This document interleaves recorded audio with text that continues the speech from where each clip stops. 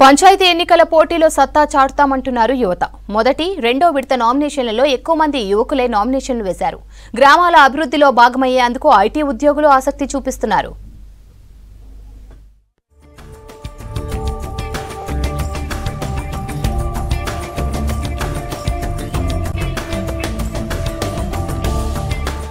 ఒకప్పుడు పల్లె రాజకీయాలంటే పెద్దల పెత్తనాలకే పరిమితం అనుకునేవారు. ఇప్పుడు ఆ రోజులు పోయాయి. గ్రామ రాజకీయాల్లో తమదైన ముద్ర వేసేందుకు యువత ముందుకు వస్తున్నారు. రాష్ట్ర వ్యాప్తంగా జరుగుతున్న పంచాయతీ ఎన్నికల నామినేషన్ల ప్రక్రియ ఈ విషయాన్ని స్పష్టం చేస్తోంది.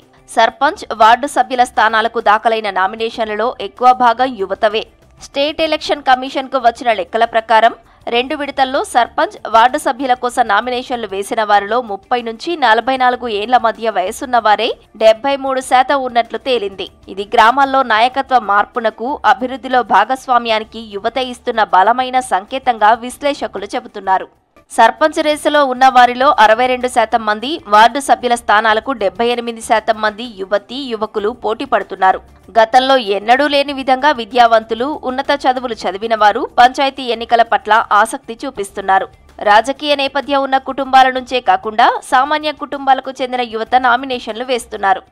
రాష్ట్ర వ్యాప్తంగా మొదటి, రెండో విడత నామినేషన్ల డేటా ఈ కొత్త ట్రెండ్కు అద్దం పడుతోంది. ఫస్ట్ ఫేజ్లో 189 మండలాల్లో 4236 గ్రామాల్లోని సర్పంచ్, వార్డు స్థానాలకు వచ్చిన నామినేషన్లలో 85,000 మంది అభ్యర్థులు 30 నుంచి 44 ఏళ్లలోపు వారే. అంటే మొత్తం నామినేషన్లలో 79% ఉన్నారు. సెకండ్ ఫేజ్లో 193 మండలాల్లోని 4333 గ్రామాల్లో సర్పంచ్, వార్డు స్థానాలకు వచ్చిన నామినేషన్లలోనూ అత్యధికంగా 40 ఏళ్లలోపు వాళ్లే ఉన్నారు. ఇందులోనూ సర్పంచ్, వార్డు సభ్యులకు 1,00,000 వరకు నామినేషన్లు రాగా 76% యువతవే ఉన్నాయి.